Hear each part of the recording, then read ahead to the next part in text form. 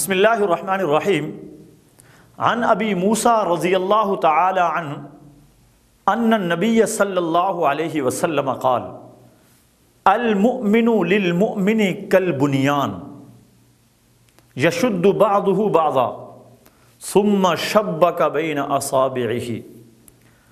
حضرت ابو موسیٰ اشعری رضی اللہ تعالی عنہ روایت کرتے ہیں کہ رسول اللہ صلی اللہ علیہ وسلم نے ارشاد فرمایا کہ مومن بندے ایک دوسرے کے لیے ایک عمارت کی حیثیت رکھتے ہیں، ایک بنیاد کی حیثیت رکھتے ہیں۔ یشد بعضہ بعضا کہ اس کے بعض نے بعض کو جوڑ رکھا ہوتا ہے۔ ثم شبک بین اصابعہ، پھر رسول اللہ صلی اللہ علیہ وسلم نے اپنے ہاتھوں کو یوں جوڑ کر صحابہ اکرام کو بتایا کہ اہل ایمان اس طرح کے ہوتے ہیں۔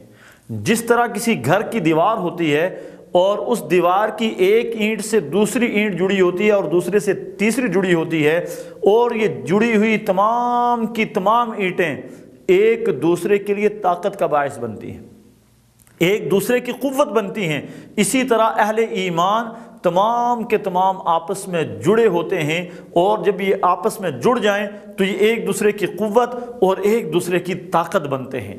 اللہ تعالیٰ اہل اسلام کو اسی طرح آپس میں جوڑ دے، اور ان کے اندر پائے جانے والے جو تفرقے ہیں، ان کے اندر پائی جانے والی جو فرقہ پرستی ہے، اللہ تعالیٰ اس کو ختم فرما دے۔ والسلام علیکم ورحمۃ اللہ وبرکاتہ۔ Mm-hmm.